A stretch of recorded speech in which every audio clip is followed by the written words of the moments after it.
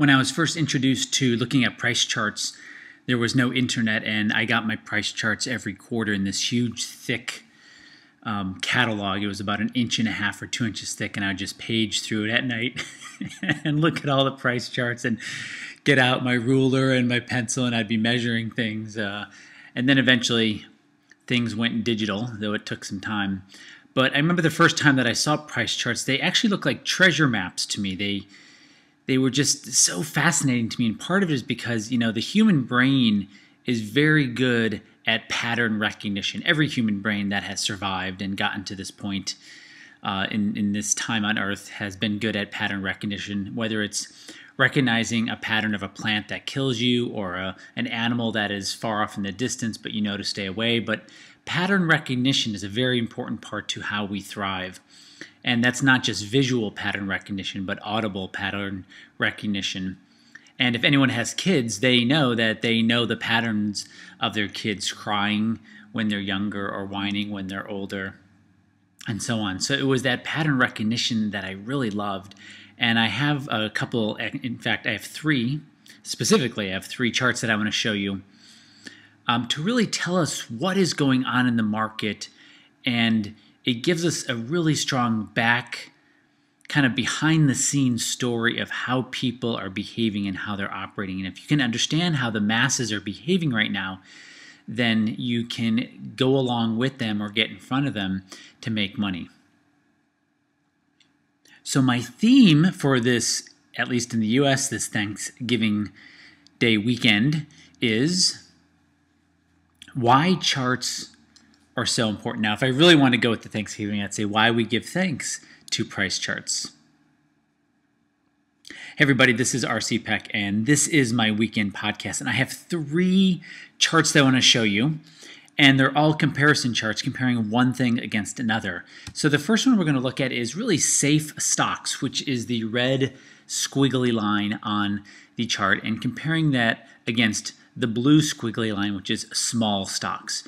So we have the large stocks, which is the S&P 500, or the SPY, one of the larger exchange-traded funds for the S&P 500, being compared against small cap stocks, or IJR, which is an exchange-traded fund for small cap stocks.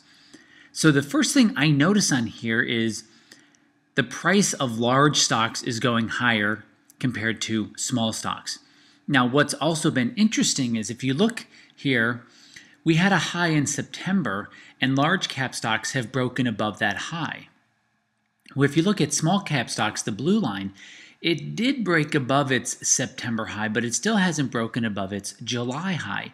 So small cap stocks are really in a sideways pattern. They are moving sideways while large stocks are moving up. Now, one thing I wanted to see was after that 10% correction from September, let's call it mid-September to mid-October, that 30 calendar day correction, would money flow back into these smaller, riskier, faster stocks? And the answer is no. They actually didn't. They kept in the larger stocks.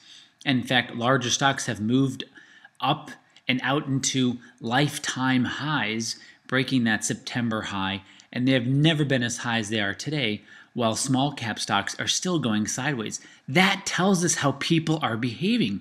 People are saying, hey, if I'm going to be in the stock market, then I'm going to be in the safest stocks. I'm going to be in J&J, Johnson & Johnson, and Walmart, and Apple. I'm going to be in these large companies that have been around a long time, or long enough that we know that they can survive a lot. So that's where I'm going to put my money. And in fact, that's what's going on. The S&P 500 is up a little over 12% for the year, and small cap stocks is only up 2%. So people are saying, hey, if I'm going to be in, I'm going to be in large stocks. Now, what else are they saying? If I'm going to be in the stock market, you know what else I'm going to do? I'm going to be in the safest type of stocks, which historically have been utility stocks. And if you look at the screen, the blue line is XLU, which is an exchange-traded fund for the utility sector of the S&P 500. That's up almost 22% for the year. The red line is the S&P 500. So utilities, a safe, what has historically been considered a very safe place to put your money, is moving up almost twice as fast as the S&P 500, which generally speaking are the 500 largest stocks traded in the United States. But this is really interesting. So again, people are saying, hey, if I'm going to be in, I want to be in a sector that is going to pay me. And the utilities sector historically has had a higher dividend yield than the S&P 500, and that is still true today. The dividend yield on the utilities sector is about 50 to 60% higher than the dividend yield on the S&P 500. So people are wanting that extra dividend yield. And with Europe in negative interest rates, the US in zero interest rates, China dropping interest rates, and Japan being in deflation for 20 years, that 3.5% dividend yield in the utilities is looking better each day. So money is continuing to flow into utilities. So those two price charts I just showed you, you're still looking at one, is really looking at equities. Where are people putting their money if they're going to have their money in equities? The other chart, and the last chart I want to show you, is if their money's going to be in bonds, where should it be? And the red line on this screen is long-term U.S. government bonds. So these are bonds that are 20 to 30 years in duration. And for the year, these long bonds are up almost 21%. You compare that against the blue line, which is junk bonds. Junk bonds peaked in June. And in fact, they had a really bad day today. I'm recording this on Black Friday. And they are continuing to head down. If you look at that on the screen, if you're able to look at the screen, junk bonds, the price of junk bonds peaked basically at the end of June, 5 months ago. And since then, they've been trending down as safe bonds have been going up. So what people are saying with their money that's going into bonds, hey, if I'm going to be in bonds, I want to be in safe bonds.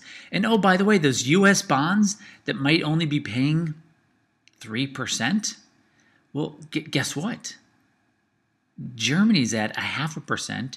Japan's at 0.5%. All the yields in the world seem to be coming down, which is making those yields in the U.S. look that much better. I'm going to put some of my money in the U.S. And oh, by the way, the euro is falling. The Japanese yen is falling. The Chinese yuan will start to fall. So what's left? It's all falling against the U.S. dollar. Like literally, even gold's falling against the U.S. dollar. So we can learn an incredible amount from price charts. And the reason why they're so important is because it can tell us how people are behaving, not how the news is behaving or how opinions are behaving, but actually how people are behaving or putting their money right behind their belief. And that's what price charts can show us. So the safe stuff is still going up, and in fact, it's accelerating. So the takeaway for this weekend is really safe is still beating. I called the other ones fast. Small cap stocks move up much faster when they do, though they're not doing it right now. And same thing with junk bonds, though junk bonds have been falling for almost a half a year. So safe is still beating fast. Hey guys, this is just another step in securing your portfolio and your future. Until next time, this is RC Peck.